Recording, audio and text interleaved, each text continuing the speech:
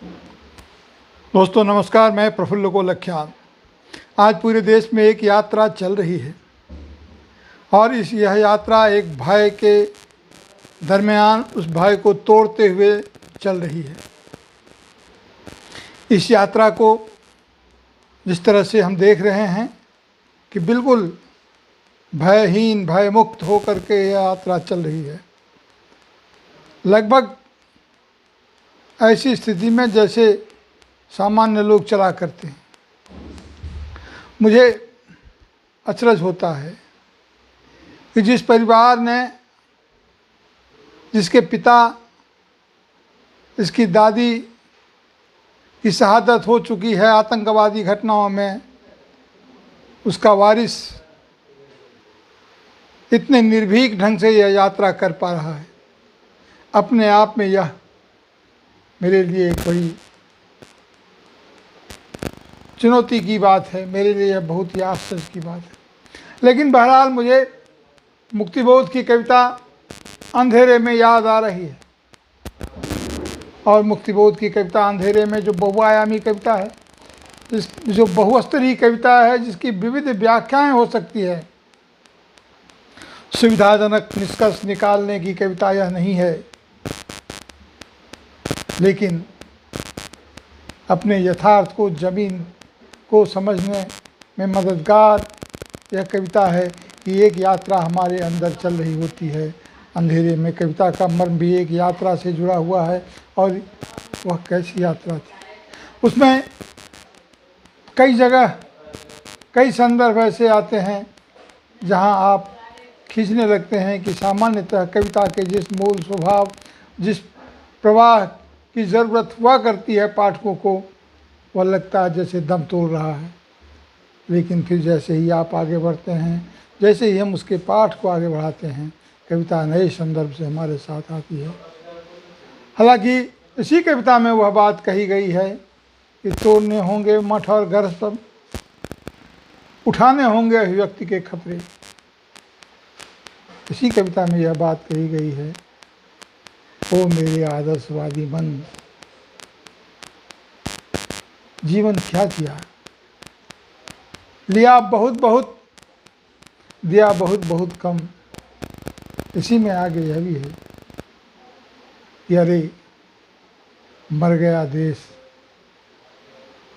और जी गए तुम। तो ये कविताएं याद आ रही हैं और भी बहुत सारी कविताएं याद आ रही हैं।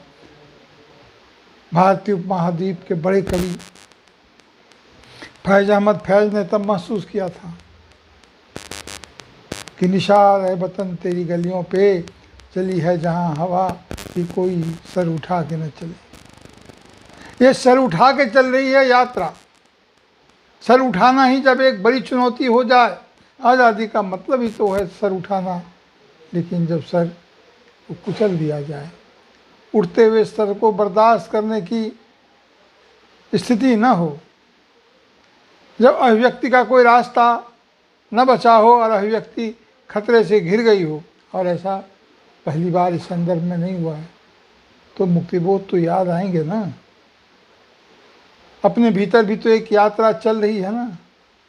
उस चलती हुई यात्रा में अपने मानसिक पड़ावों को हम समझने की कोशिश तो करेंगे ना। यात्राओं के हिसाब किताब अपने अलग हैं, इसे राजनीतिक नफ़ा नुकसान अलग है, इसे दर बदर होने की गुंजाइशें अपनी जगह है। हमें जो चाहिए होता है वह यह कि हम एक ऐसी ज़िंदगी जिएं जहां हमें कम से कम भय हो, यानी कि एक स्वतंत्र आदमी को, एक निरपराध को हमेशा भय न सताए, तो यह तो चलेगा ना। इन दिनों वस्तु की गुणवत्ता पर बहुत जोर है, लेकिन गांधी जी के विचारों को हम याद करते हैं या जीवन के लक्ष्यों को, विचार को सामने रखते हैं, उसका विचार करते हैं, तो हम पाते हैं कि मनुष्य की गुणवत्ता को अधिक महत्व दिया जाना चाहिए, न कि वस्तु की गुणवत्ता को। आजकल जिसे देखो वह वस्तु की गुणवत्ता पर तो जोर दे रहा है, लेकिन मनुष्य की गुणवत्ता पर, अपने व्यक्तित्व की गुणवत्ता पर, अपनी भागीदारी की गुणवत्ता पर हमारा ध्यान कम हो गया है।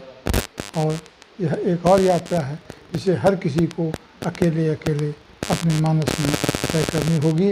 इसलिए मेरा आपसे अनुरोध है कि आप अंधेरे में कविता को खासकर पढ़ें, बार बार पढ़ें, कष्ट हो पढ़ने में, थोड़ी तकलीफ हो, फिर भी पढ़ें और उस पर सोचें, विचारें और अपने लिए उसे समझने की कोशिश करें। यहाँ मैं उसकी व्याख्या नहीं करूँगा।